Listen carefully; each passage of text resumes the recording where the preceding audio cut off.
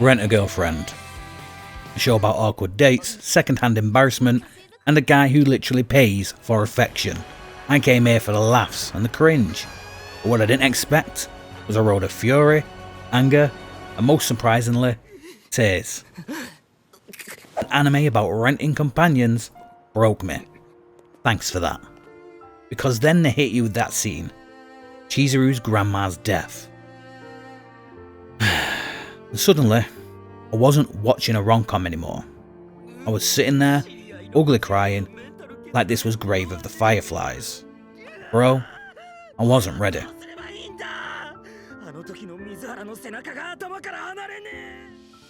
So, here's the deal.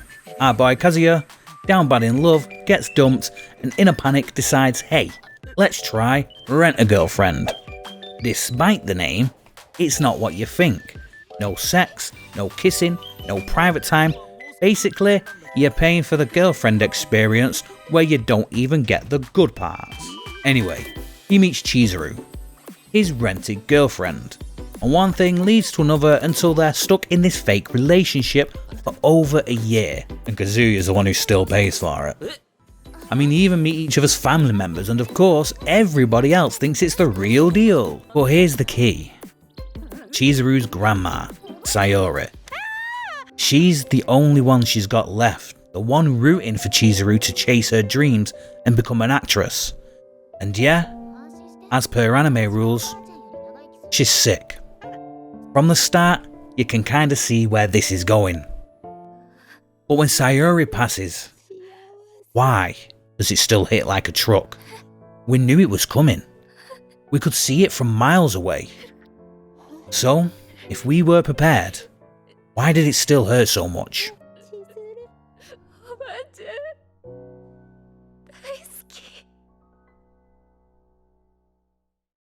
The reason why this scene hits so hard, it isn't about Granny herself.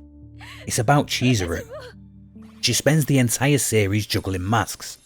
The rental girlfriend, the independent student, the I'm totally fine act. But when a grandma passes, those masks, they shatter. It's not the death itself that breaks us. It's that her last anchor, the one person who always saw the real Chizuru, is gone. For the first time, she doesn't have to pretend. She just breaks. And we break with her. Sayori was the only person who truly saw Chizuru. The little girl she raised, the dreamers she encouraged. A top actress in her prime, Sayori inspired Chizuru's ambitions. And throughout the series, Chizuru and Kazuya struggled whether to tell their families the truth. But on her deathbed, Sayori sees Chizuru's inner turmoil and reassures her. No matter the reason for her lies, she understands, and it's okay. This is the woman who loved Chizuru unconditionally, the woman who guided her through the losses of her parents and her grandfather, and now she's gone. We watch Chizuru's mask slip, her tears fall, and the weight of losing her anchor, her protector, her guide, her constant, finally hits. Anime has this sneaky way of hitting you right in the feels. One minute you're laughing at awkward dates and the next, bam, someone you care about just disappears. Somehow we're all just sitting here ugly crying, even if our own lives haven't dealt with that exact loss. But we've all experienced loss in one way or another. Maybe the death of a relative, a friend moving away, or even something as trivial as a favourite anime getting a terrible ending. Claymore, I'm looking at you. We all know that feeling when something we love just goes. That's what helps us connect with Chizuru. That's what lets us feel what she's feeling, because that's the power of storytelling. It lets us experience someone else's grief and emotion without feeling like we're missing out or being judged for crying. And I'm just sitting here ugly crying like someone just ran over my neighbour's sister's best friend's cat. Somebody call rent-a-tissue service before Kleenex notices how much I'm spending and hits me with a damn price hike. This is what anime does best. Fights are hype, animation flexes are cool, but it's these quiet emotional gut punches that stay with you. Chizuru's grief hits hardest at her grandmother's deathbed when she finally lets her mask slip in front of the one person who truly saw her.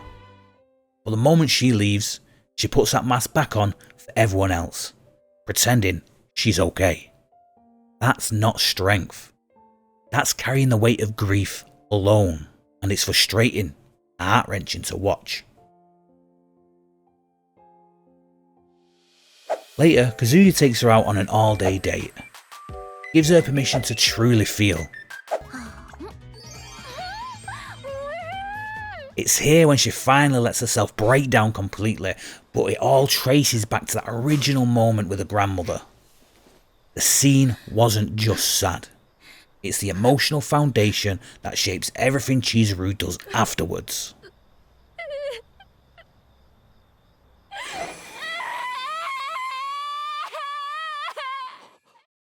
So yeah, turns out renting a girlfriend isn't all about happy dates and smiles. If you're anything like Kazuya, it's a roller coaster of emotion. And hey, at least if you are Kazuya, Chizuru's got a nice pair of shoulders. Shoulders, you damn perv. She's got a nice pair of shoulders to cry into. God, people, you mind out the gutter. But me, I'm just keeping a box of tissues handy. But for the tears. For the tears, I swear. Well, maybe a few extra for that water park episode, you know, just saying. But hey, maybe I'm not alone here. Did you find yourself bawling during Sayori's death scene? Or was there another moment in Rent an Emotional Crisis that hit you right in the feels? Let me know. Comment below on which anime made you ugly cry this week. And hit subscribe so we can cry together.